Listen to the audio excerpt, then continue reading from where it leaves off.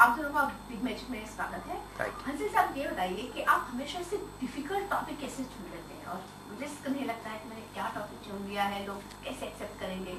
मुझे लग रहा है ये टॉपिक्स मुझे चुनते हैं तो मैं तो बस हमेशा उन लोगों की आवाज़ लोगों तक पहुंचाने की कोशिश करता हूँ जिनकी आवाज़ हमने सुनना बंद कर दिया है, जिनको देखना हमने बंद कर दिया है। तो ये टॉपिक्स मेरे दिल को छूते हैं, तो मैं यही कोशिश करता रहता हूँ कि भाई जो मेरे दिल को छूता है वो मतलब दुनिया के दिल को छूए, और इस कहानी में मुझे वो मिला। क्या है, मतलब कौन सा ऐसा टॉपिक है, किस रोशनी किस जगह में आप रोशनी डालना चाह रहे हैं? सबसे पहले तो मैं ये बताना चाहता हूँ, ये कोई ऐसी सोशल एजेंडा वाली फिल्म नहीं है, लेकिन ये एक लव स्टोरी है जिस उन लोगों की जिनको हमने देखना बंद कर दिया, जो माइग्रेंट्स हैं। हर शहर में बहुत बड़ी मात्रा में माइग्रेंट्स होते हैं, लेकिन हम उनको देखते नहीं, हम अपनी गाड़ी चलाते रहते हैं, हम चले जाते हैं अपने घर के एयर कंडीशन कंफर्ट में, हम लोग निश्चिंत रहते हैं। लेकिन जब हमारी गाड़ी गुजर रही है उन रास्तों से, तो कहीं पर कोने में एक परिवार बैठा हुआ है, बारिश से भीग रहे हैं वो लोग, ठंड में कांप रहे हैं वो लोग, गर्मी में वो लोग सूख रहे हैं, लेकिन हम देखते नहीं उनको। वो मतलब एक नज़र हम तक पहुंचाते हैं कि शायद ये हमारी कोई मदद कर दे, लेकिन उनकी भी अपनी कहानी है, जैसी मेरी कहानी है, जैसे राजकुमार की कहानी है, हम सबकी कहानी है। उनकी ज़िंदगी में प्यार है, उनकी ज़िंदगी में ज़रूरतें हैं, और उनकी ज़िंदगी में कॉन्फ्लिक्ट है, लेकिन हम उनको देखते नहीं। हम हेलीकॉप्टर से उतरने वालों की ज़िंदगी में देखते रहते हैं कॉन्फ्लिक्ट, उनमें बनावटी कॉन्फ्लिक्ट बनाते हैं। यहाँ मतलब कहानी हमारे सामने जब गढ़ती है, हम उनको देखते नहीं है। तो ये सिटी लाइट्स वही कोशिश है ऐसी एक कहानी कहने का, जो किसी से मिले थे आप या किसी की एक कहानी आपको छू गई? ये हर उस इंसान की कहानी है, जो हम सबकी कहानी है। ये मेरी अपनी कहानी है कि मेरे बच्चे हैं, मेरी बीवी है, और मैं अगर इस सिचुएशन में अगर फंस जाऊंगा जिसमें राजकुमार का कैरेक्टर दीपक फंसा हुआ है सिटी लाइट्स में, तो मैं यही करूंगा जो दीपक करता है। मैं यही अपने परिवार के लिए ये ज़रूर करूंगा। तो आप ऐसे टॉपिक के लिए राजकुमार को कैसे चुनते हैं? लगता है कि क्योंकि राजकुमार ने तो अपनी काबिलियत बता ही दी है, उनकी इंटेलिजेंस सभी के सामने है, उनके जो परफॉर्म करते हैं, तो आपके लिए हमेशा राजकुमार प्रेफरेंस रहते हैं? वो इस फिल्म में तो राजकुमार ने मुझे चुना राजकुमार ने मेरा नाम रेकमेंड किया था भट्ट साहब को। जब इससे पहले जो डायरेक्टर साइन थे उनके साथ कुछ बात नहीं बनी, तो राजकुमार ने मेरा नाम सजेस्ट किया था कि आप इनसे मिलिए। तो लेकिन मेरे लिए मतलब मैं खुशकिस्मत हूँ कि मेरे जीते जी मेरे करियर के इस दौर में मुझे राजकुमार मिला। एक मोड़ था ज़िंदगी का जिसमें मुझे राजकुमार मिला।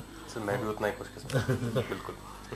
तो उस मोड़ पे मुझे ऐसा एक्टर मिल गया जो आप एक सोचते हो फिल्म को लेकर, आपका एक विजन होता है जिसको आप विजन कहते हो, कि आप सोचते हो कि मेरी फिल्म ऐसी बनेगी और इतना रियल होगा, ये सारी चीज़ें ऐसी गढ़ेगी लोगों के सामने, और उससे 3 गुना ज़्यादा बेहतर कोई मुझे आउटपुट दे।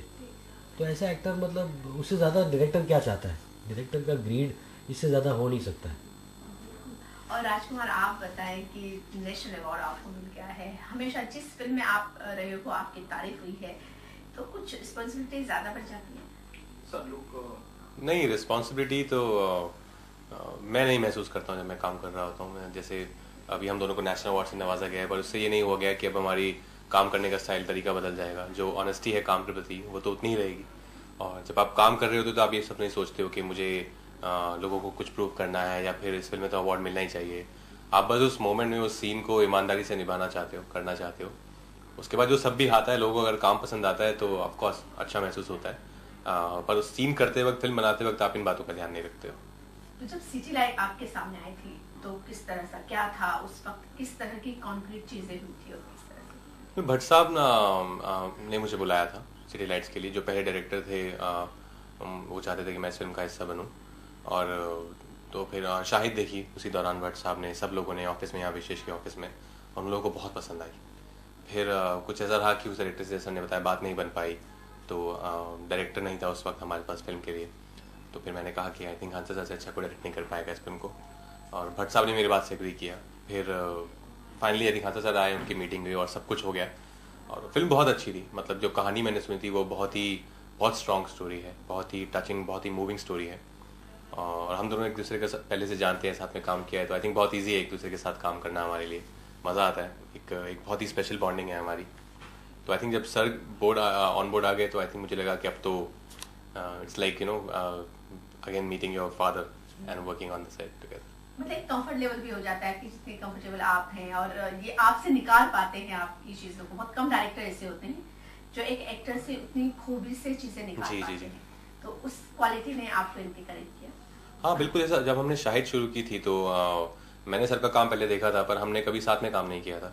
तो जो सर ने जो मुझे फ्रीडम दिया as an actor, of course उनकी गाइडेंस रही हमेशा, हमने कैरेक्टर पे काफ़ी काम किया, और सर ने जिस तरह का माहौल बनाया सेट पे, वो ऐसा था कि आई थिंक कोई भी अगर समझदार एक्टर है तो परफॉर्म करेगा। तो आई थिंक उनका पूरा क्रेडिट जो है सर को जाता है, जैसा वो सेट पे एक एनवायरनमेंट बना के रखते हैं आपके लिए, अपने एक्टर्स को काफ़ी प्रोटेक्टेड रखते हैं वो, और काफ़ी फेथ है उनका अपने एक्टर्स पे, जो आई थिंक हमको काफ़ी मोटिवेट करता है परफॉर्म करने के लिए एज एन एक्टर। अगर हम विशेष फिल्म की बात करें तो ये स्टार्स बनाते हैं, रातों रात स्टार्स बन जाते हैं, तो लगता है खैर आप तो बने ही हो, लेकिन इससे फायदा होगा आपको? देखिए, मैं ज़्यादा सोचता नहीं हूँ कि किससे फ़ायदा होगा या किससे नुकसान होगा। अगर एक स्क्रिप्ट पर विश्वास है आपका, आप अपने कुछ ज़िंदगी के कुछ महीने उस स्क्रिप्ट को देना चाहते हैं, तो बस मैं वही करना चाहता हूँ। मैं ज़्यादा नहीं सोचना चाहता कि ये वो फिल्म है जो मुझे यहाँ पहुँचा देगी, या ये मुझे अवार्ड दिलाएगी, या ये 100 करोड़ कमाएगी। मैं ज़्यादा डॉट्स को कनेक्ट नहीं कर पाता हूँ, मैं बस उस मोमेंट को एंजॉय करना चाहता हूँ, और अगर उसमें मज़ा आ रहा है करने में, प्रोसेस में, तो उससे ज़्यादा खुशी किसी चीज़ से नहीं मिलती है। अच्छा, सिटी की कौन सी ऐसी चीज़ है जो आपको आकर्षित करती है? खासकर अगर मैं मुंबई शहर की बात करूं। आई थिंक मुंबई की जो स्पीड है, मुंबई आपको बहुत फ्रीडम देता है। मुंबई आपको आई थिंक बहुत इंडिपेंडेंट बना देता है। जैसे अब आई डोंट थिंक मैं मुंबई छोड़ के इंडिया में किसी और सिटी में रह पाऊंगा। मैं सिटी की बात कर रहा हूँ, कोई गांव अलग हो कहीं पीसफुल, तो वहाँ तो मैं रह सकता हूँ। तो आई थिंक मुंबई बहुत आपको अपना लेता है, बहुत जल्दी अपना लेता है। तो मुंबई के अलावा कोई ऐसी जगह जो आपको बहुत ज़्यादा पसंद है? मुझे एम्स्टर्डम बहुत पसंद है। मुझे प्राग बहुत पसंद है। चलें सर, प्राग, आई थिंक प्राग बहुत पसंद है। हाँ, स्टुटगार्ट। हाँ, नेक्स्ट फिल्म आई थिंक वही बना लेते हैं, साइलेंट फिल्म। ओके, पत्र लेखा नाम ही एकदम यूनिक नाम है, और जिस तरह से हमने थोड़ी बहुत क्लिपिंग्स देखी है, तो पहली फिल्म में इतना बेहतर परफॉर्म करना बहुत मुश्किल है। कितना आपका सपोर्ट रहा, और हंसल सर आपका? आई थिंक सर जवाब देंगे, मेरा तो क्या सपोर्ट। नहीं, एक को स्टार के साथ वेल आई थिंक मेरा कोई योगदान नहीं है उनकी परफॉर्मेंस में, बल्कि मैं तो कहूँगा कि मैं खुशकिस्मत हूँ कि जब अच्छे एक्टर आ जाते हैं परफॉर्म करने के लिए, तो मेरा काम बहुत आसान हो जाता है, बिकॉज वो इतना कुछ बहुत ही खूबसूरत कर रहे होते हैं आपके सामने कि जो भी आप करते हैं वो बहुत नेचुरली रिएक्ट करते हैं आप उन चीज़ों पर। तो I think I been just lucky कि शाहिद में भी इतने कमाल के को एक्टर रहे मेरे साथ, और सिटलाइट्स में भी वो सिलसिला जारी है। एक मोटिवेशन भी होता है, कहीं आप उनके मोटिवेशंस तो नहीं थे? आई डोंट नो, वो तो आपको पूछना पड़ेगा उनसे। I don't know.